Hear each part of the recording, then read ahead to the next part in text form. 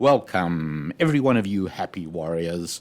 Welcome to the Rabbi Daniel Lapin Show, where I, your rabbi, reveal how the world really works. Yes, each and every one of you happy warriors, you, and also you, each and every one of you is a welcome part of our community of happy warriors. Did I say happy? Well, yeah, because you are someone who has already come to understand that happiness is not a reaction, it's a decision. You don't need outside factors to make you happy. You have decided that your default condition for happiness and success is a reasoned, determined, deliberate decision to be happy. And you are also a warrior because you understand that joyful success in life comes from struggling against the natural resistance that in the nature of the world tends to obstruct and resist and combat every step you make in the direction of self-improvement. You've heard me call it spiritual gravity, and that's what it is. You try to get airborne, and it tries to keep you earthbound. In every effort that you make to improve any one or all of your 5 F's, it throws up obstacles and temptations.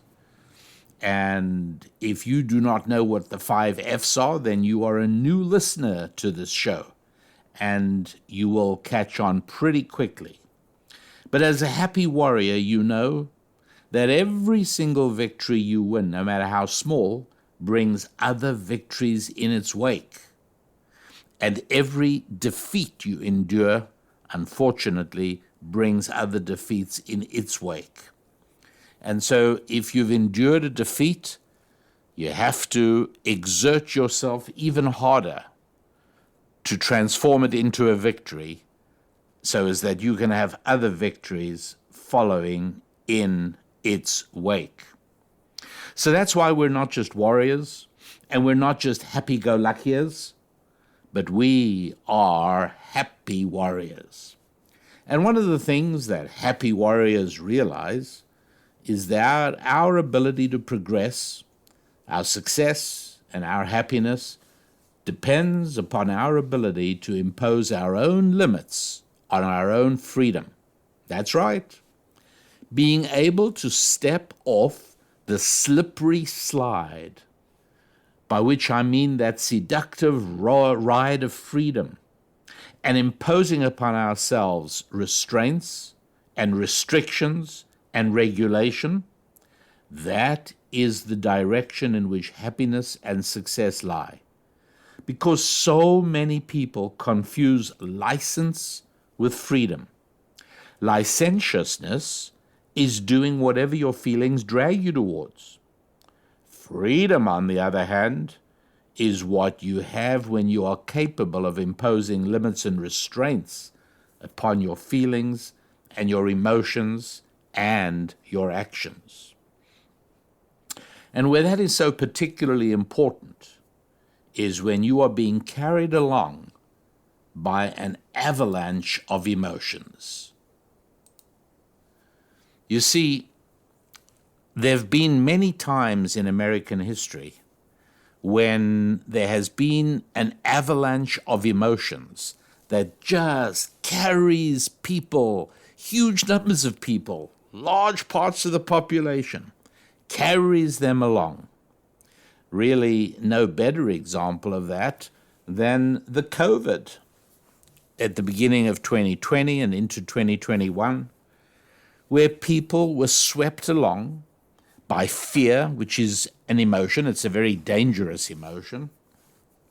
And they were persuaded that any extra constitutional impositions that were enacted by various governments, cities, counties, states, federal, that these were all justified because huge numbers of people were just swept along in this tidal wave of fear, and that became the calamity of the COVID years. There are many other similar avalanches of emotion. There have been a lot of them. You may remember, this is going back a time, but the whole country in the 1980s was swept along on an avalanche of emotions about sexual abuse being perpetrated on little children in preschools. And it ended up with two massive caricatures of justice. One at the McMartin preschool trial in Los Angeles, and another one was the Fells Acres daycare trial in Massachusetts. Huge miscarriages of justice. You know, in classrooms where there was a lot of traffic, people walking by the open windows, teachers were accused of undressing 20 children and inflicting the most hideous tortures upon them. Now, anybody knows that undressing or dressing one child is a huge battle. I mean, I don't even have to go into it. The fact is that in hindsight now, in retrospect, these are recognized as dreadful trials. These were tyrannical prosecutions that destroyed lives of these two families. But everyone was being swept along on what I call an avalanche of emotions. And people just accepted it. If you ever worried about the Salem Witch Trials that took place in colonial Massachusetts between 1692 and 1693, they ended up accusing 200 people of practicing witchcraft. They executed 20 people. Don't be in any way surprised. Don't dismiss that as primitivism. Don't dismiss it as ancient thinking that in those days they believed in witches, because it's no different than what has happened many, many times since then. The French Revolution was a case of national hysteria. I mean, France was destroyed. It's unbelievable when you stop to think of what actually happened in France during the years of terror. In the name of what? And people were swept along on this avalanche of emotions. Climate change, right now, climate change, avalanche of emotions. And you see some of the hysteria in that young Scandinavian girl who would scream out, "Oh, how dare you do this? How dare you do this?" It's just a hysteria. It's just unreasonable, but we human beings are subject to it.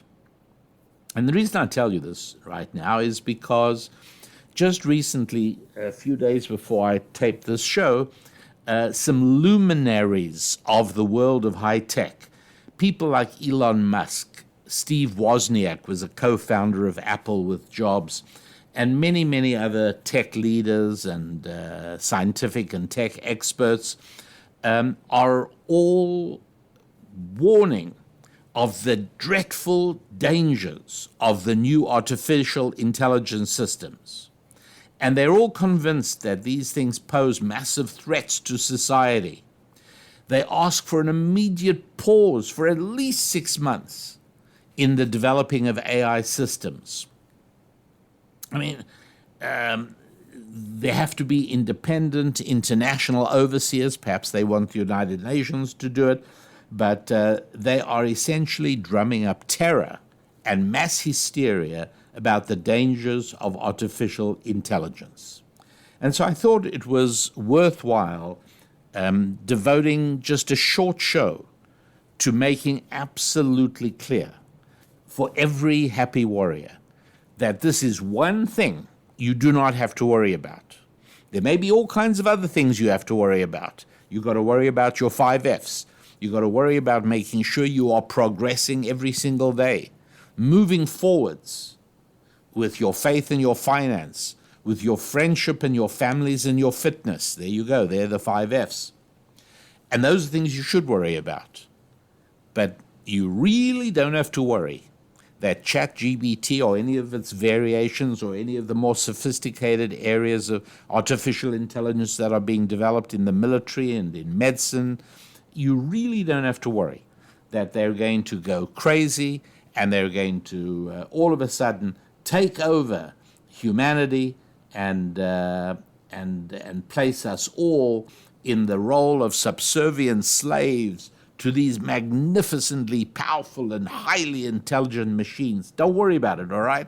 There's all kinds of things to worry about, happy warriors, but that is not one of them. And I'm going to explain why. But as usual, I want to urge you to make sure that you have become part of our community of happy warriors. It's helpful to us, and it is helpful to you. So just make sure that you visit the website, www.rabbidaniellapin.com.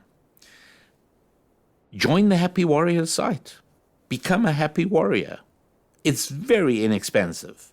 And the benefits you get from being part of an entire community of people who, just like you, are trying to build up their families and their finances and build up their faith and their fitness and build up their friendships and their social lives to become part of that team, part of that family, part of that community, so as that we can all encourage one another and help one another along and answer questions to one another. So please go ahead and join me. Each one of us will feel a lot less lonely when we realize that there's a growing, huge, exciting community of happy warriors, all working on trying to do the same things.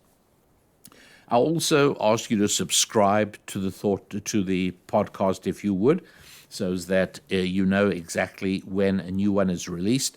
They get released virtually every Friday, Saturday, Sunday, Monday, somewhere during those days are when they come out every week. But that way you will know if you subscribe on whatever platform you like listening. Please do that and do join us. So visit www.rabbidaniellapin.com, rabbidaniellapin.com, and do go ahead. You can also communicate with us. You can ask a question. We have a wonderful Ask the Rabbi page where you can search questions that have been asked. They're bound to be questions that are very similar to some of the questions you have, because we've been doing this for 6 or 7 years. And so there's been a lot of questions during that time. You will see questions that are very likely to be on topics you want to know. You can search the Ask the Rabbi question at rabbidaniellapin.com. So go ahead and please do visit with us there.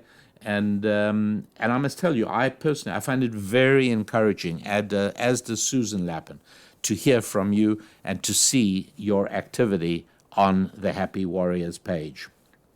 So, or on the Happy Warriors site, I should say. So, yeah, please go ahead and do that. And why artificial intelligence is not going to destroy humanity, nothing you really need to worry about. Look, I'm not claiming that everything is simplistic and that you and I can just ordinarily understand everything, but I do want to make sure that every happy warrior understands that everything should be basically within your grasp. I'm not saying that you should be able to understand how to perform neurosurgery, or that you should necessarily understand the gravitational anomalies that throw doubt on certain parts of Einstein's relativity equations. I'm not saying that. But I'm saying that having a basic ability to follow an argument and also to recognize when an argument is most likely false, that's within each and every one of our abilities. It really is. It's important to realize that. Because you think about it, every happy warrior, every one of you, is a basically competent person who is able to understand things and recognize how processes work. And, again, I'm not saying you necessarily will understand how an electric current is induced in a coil by a magnetic field. No, I'm not saying that. But you ought to be able to listen to somebody making the argument of how important it is to wear masks, and say to yourself, you know what, that doesn't sound right, doesn't make sense. You should be able to listen to somebody insisting that, quote, the most serious existential threat facing humanity is climate change, as, by the way, a leader in the United States military recently claimed. You should be able to listen to that and say, you know what, I don't think so. He's wrong. And you should develop a very healthy skepticism about self-anointed experts. You should always be very suspicious when people invoke the high priest method of preserving their own status and their own authority. In other words, when they say that you're not smart enough to understand, you're not credentialed. What degrees did you get? That's one of the usual ones. What degrees do you have to entitle you to speak on this topic? I don't think so. You shouldn't be intimidated by that. You shouldn't need a degree to be able to tell whether somebody is talking complete and utter nonsense. That's all. In fact, I would go as far as to say that if you are unable to follow the argument being articulated by a so-called expert, they're wrong. It's as simple as that. And so let's talk about artificial intelligence. First of all, I can tell you in just a few sentences why you don't have to worry about it. You might remember years back, there was talk of cloning human beings, and we're going to end up with zombies, real-life zombies, and we're going to end up with real-life clones, and it's going to be terrifying and frightening. And on a podcast at the time, I explained that we already have clones. They are called identical twins. You have two brothers or two sisters. They are clones of one another. But what you have to understand is that what makes a person an individual is their soul. It's the spiritual makeup, not the bodily makeup. Because you can actually have two people who have the identical bodily makeup. Not surprisingly, they look exactly the same. Not surprisingly, they've got the same DNA. But they have different fingerprints, because fingerprints have to do with the uniqueness of each and every human being. And that is a function of, I speak about the 5 F's. One of them is faith. And that means that we do have to understand the spiritual nature of a human being. We do have to understand that. And, you might say, well, why does anybody have to include in the 5 F's the question of faith? And I'll just give you an example, because most of the most significant happy-inducing activities you can do require an act of faith. Deciding to commit to somebody in the covenant of marriage. That's anxiety-provoking because you can't tell what the future brings. But if you happen to have faith, now what does faith mean? One specific example of faith is faith in God. But faith in general is the ability to see operate with, manipulate, work with things that are not yet visible. So the idea of being able to start a business, there's nothing there yet. There's just an idea. That's all it is.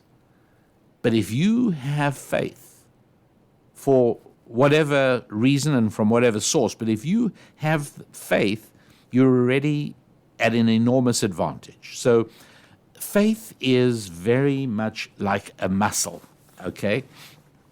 I think everybody knows that if you set yourself the task of running a mile a day, the first day is going to be torment.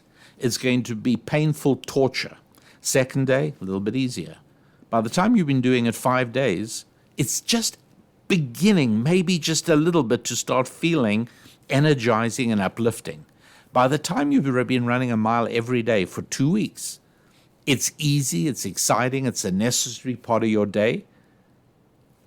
In other words, as muscles become used to something, they're able to do it more easily. You follow? Now, it's also true that if you go to a gym and work out and somebody else doesn't, and now the two people, each independently, come across the scene of an accident where, because of this accident, a victim is pinned under some of the wreckage.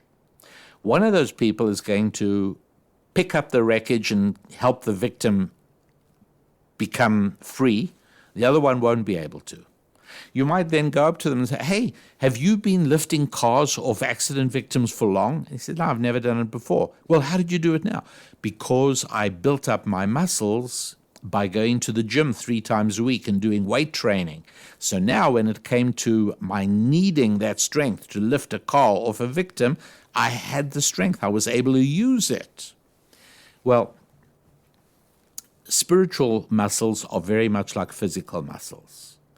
When you use a spiritual muscle regularly, it becomes easier and easier to do. Let's say you have to go on a diet. Let's say you've been eating whatever you like for a long time, and now you've had a scare and you've decided to go on a diet.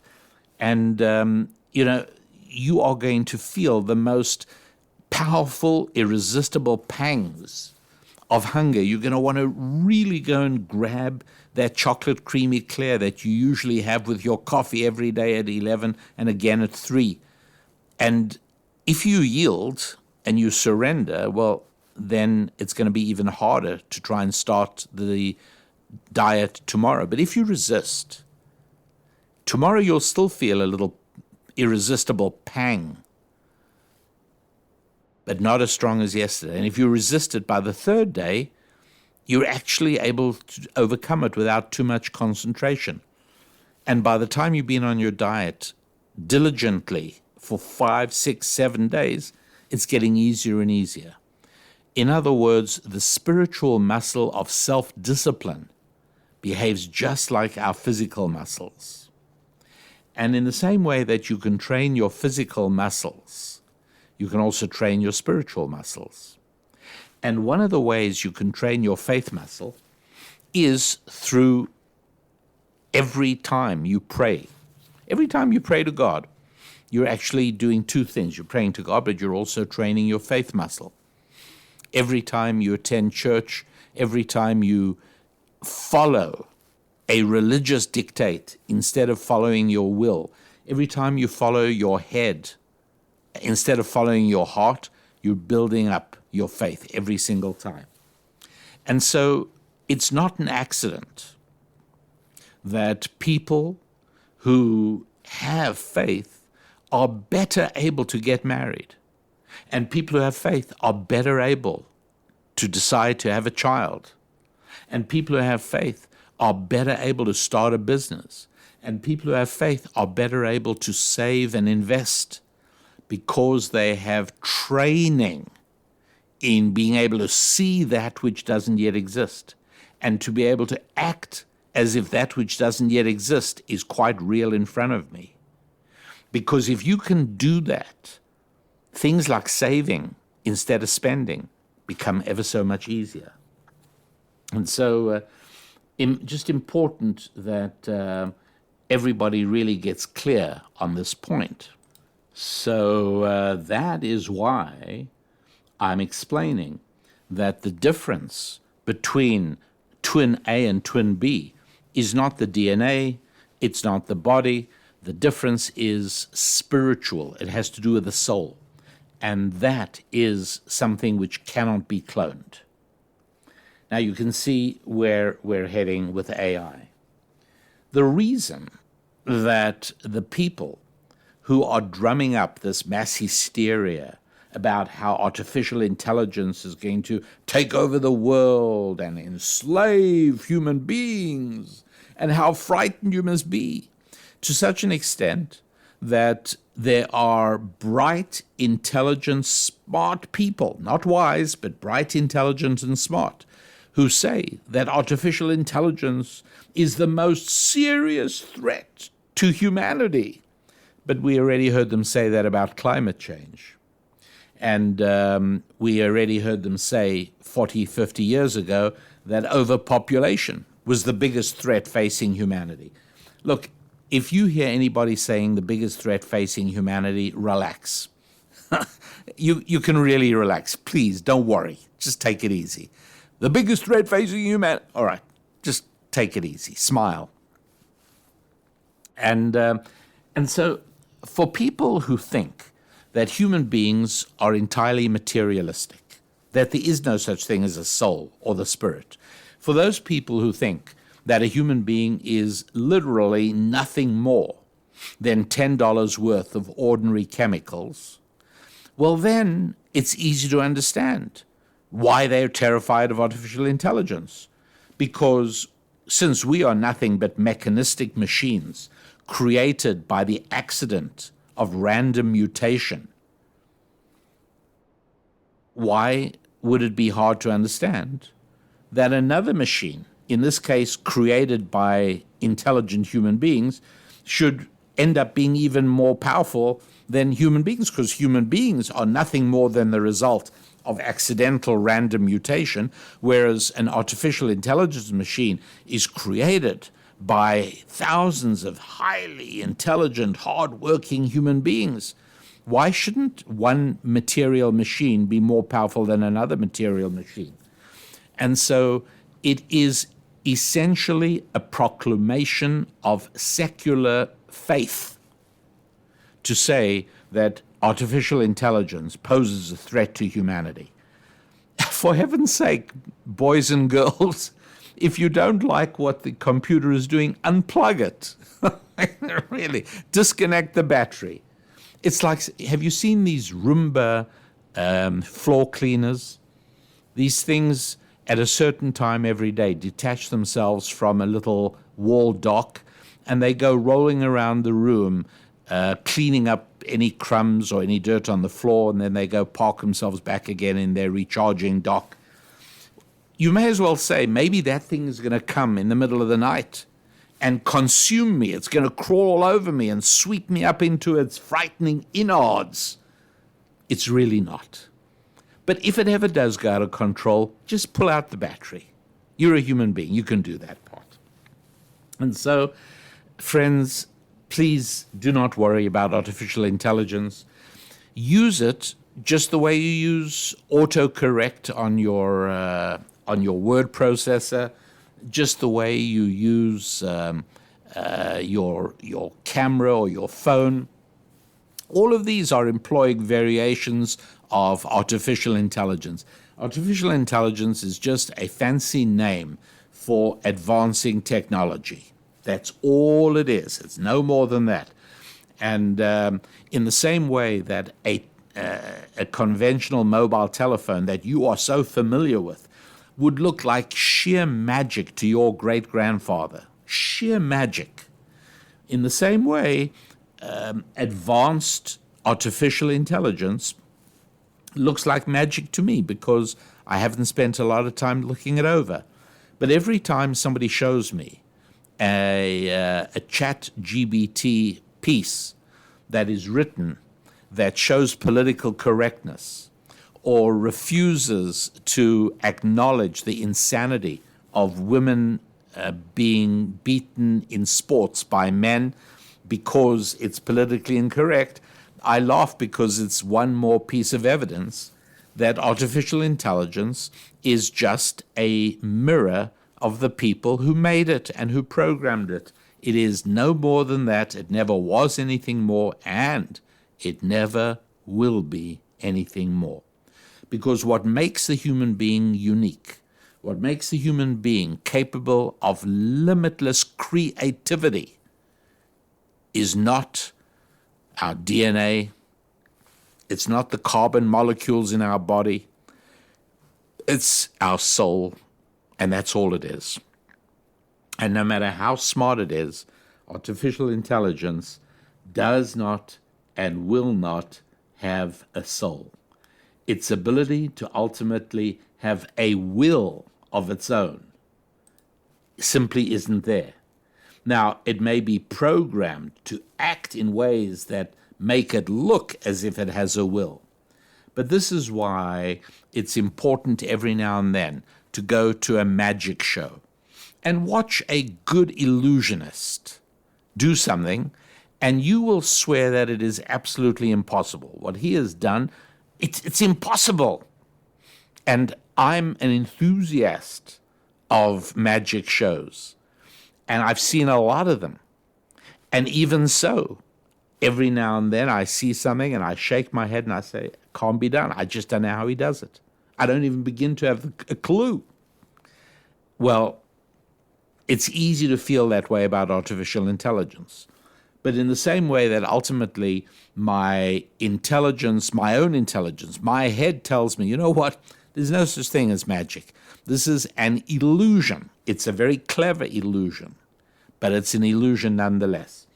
Anytime you start thinking that artificial intelligence is actual intelligence and that it has a will of its own and it has dreams and desires and ambitions to conquer humanity and that it has a desire to create and the ability to exert its own will, just remember, it's an illusion.